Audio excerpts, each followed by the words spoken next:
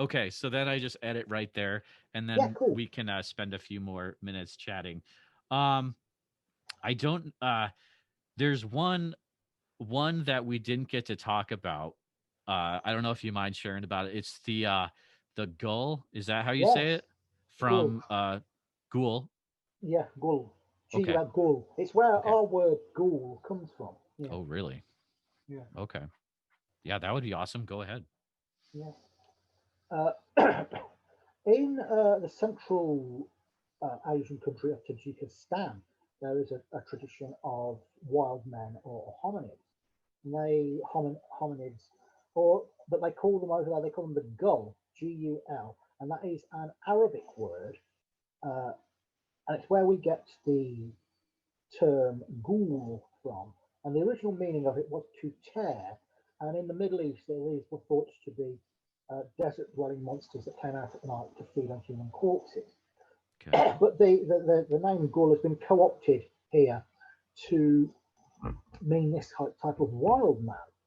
So in 2018, I went over to Tajikistan with my friends Dr. Chris Clark and Dave Archer to go on the track of the ghoul. And I was expecting this thing to be very much like the Russian Almasty, but it wasn't. It was something entirely different. Hmm. When you talk to witnesses about a ghoul, the first thing they will tell you is that its hand is shaped differently to a human hand. They say that the thumb is way further back on the hand and the palm area of the hand is much longer, which is much more like the hand of a chimpanzee or an ape, Okay. whereas the Almasty has a much more human-like hand, which seems to argue for something much more primitive than the Almasty. Also, it's a good deal smaller. Most people said that the creatures they saw were about 5 foot 6 inches, whereas the Almasty is much bigger. There was Hmm. one guy who said he saw one that he estimated to be about 7 feet tall, but most of the time they said that these creatures were about 5.5 feet tall. And we talked to a number of witnesses, including a biology teacher who had been actually attacked by one. They seem to be more aggressive than the Almasty. There was one instance where this man, who was a biology teacher, uh, was driving at night and he was delivering some hives because honey farming is a massive thing there in Okay. Tajikistan. They will drink whole goblets of honey. They love honey. They have Oh, it with wow. everything. And he said he was going on his way when this thing ran past his car and he thought it was a bear running across the road. He stopped his car to have a look round. And I'm not sure if I'd stop my car to have a look at Yeah. Right. a bear. He didn't see anything. He assumed it was gone. Turned back to his car and then he said something hit him from behind and threw him onto the ground. And he said it was one of these creatures. And he said it had camel-coloured hair. It had a foul stench. It was a female with long, pendulous breasts, a face like a monkey, incredibly ugly. And when Oh, it wow. gripped him, it gripped with the fingers and not the thumb. It just gripped with the fingers. And Hmm. it gripped him and rolled him over. And he managed to get an arm through and punched it. It let go. And he dived back into the car and locked the door. And when he looked back, he saw it running away. And he said he thinks it was trying to mate with Oh, yikes. him. Uh-oh. Another guy we talked to said when he was a youth, he was taking some food to his parents who were working in the fields, and it was like early morning, it was just getting light. And he said one of these things came out of the bushes and tried to grab him by the hand.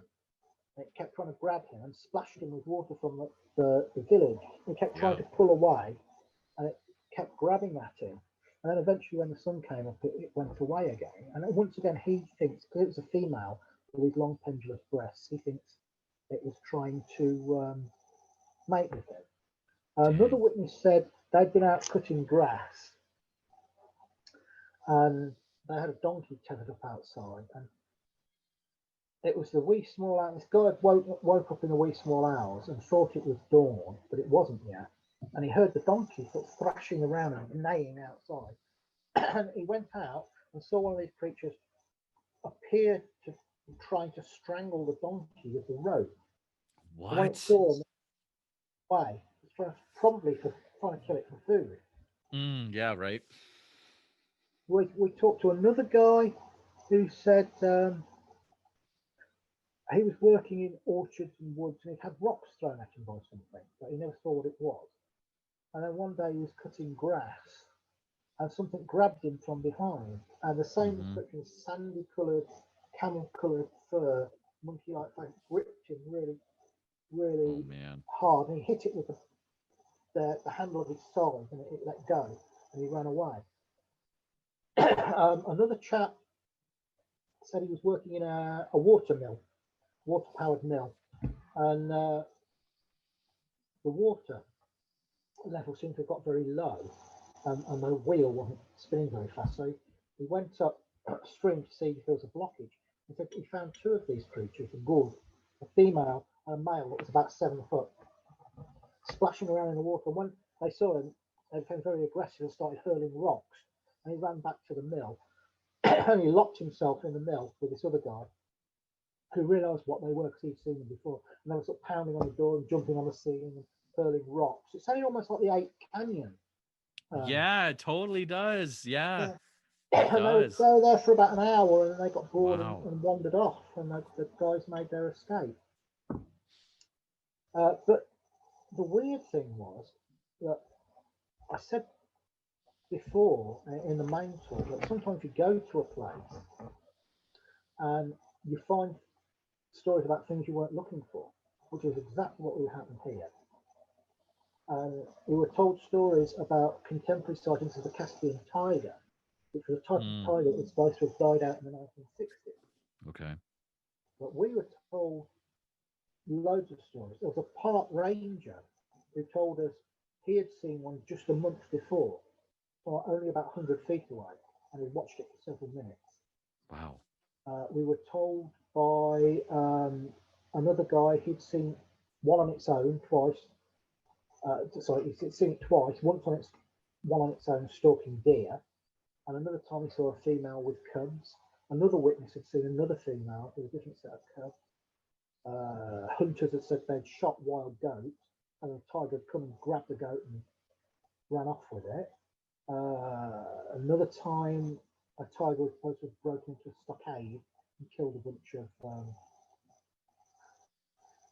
bunch of livestock.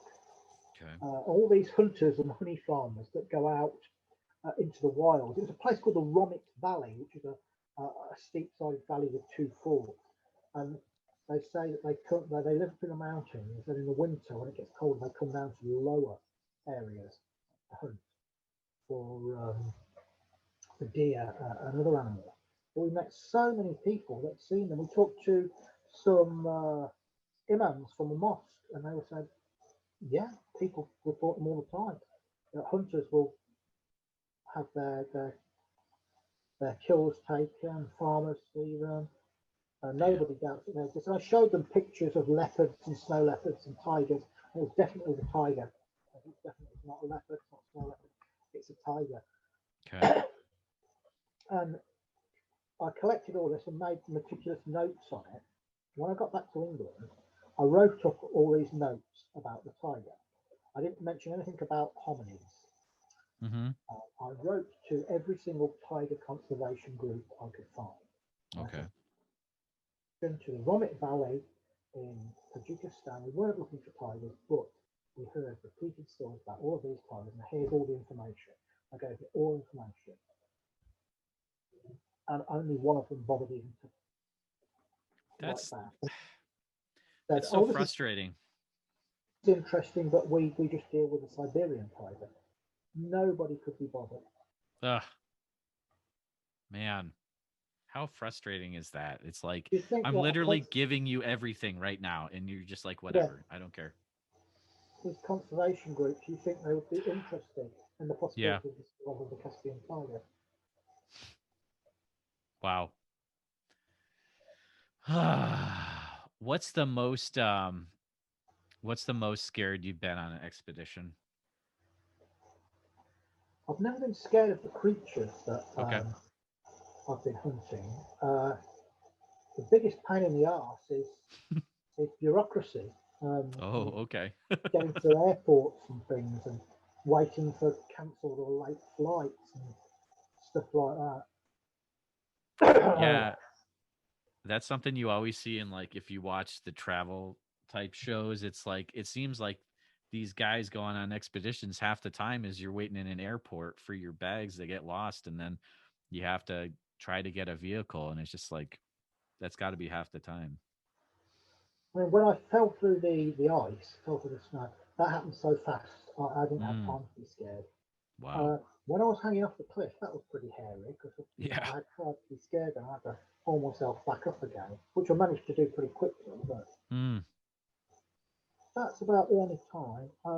In Guyana, it was incredibly uncomfortable all of the time. mm. Not really scary.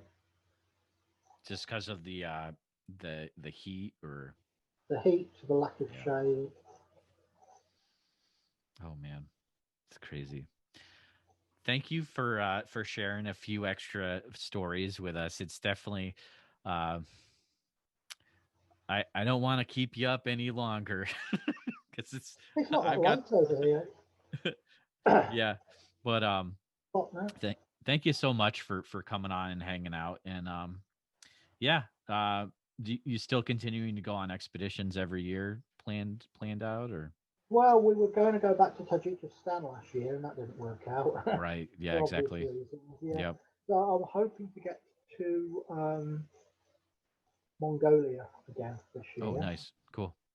All Um, right, I had someone who said they wanted to fund an expedition, so if I get the funding from that, I'll go somewhere else as well. Maybe back to Tasmania, maybe somewhere new. I don't know yet. perfect, awesome. Well, Richard, thank you so much for coming on. I think we will call that as a awesome interview, and yeah, thanks so much. Cheers. Thanks a lot.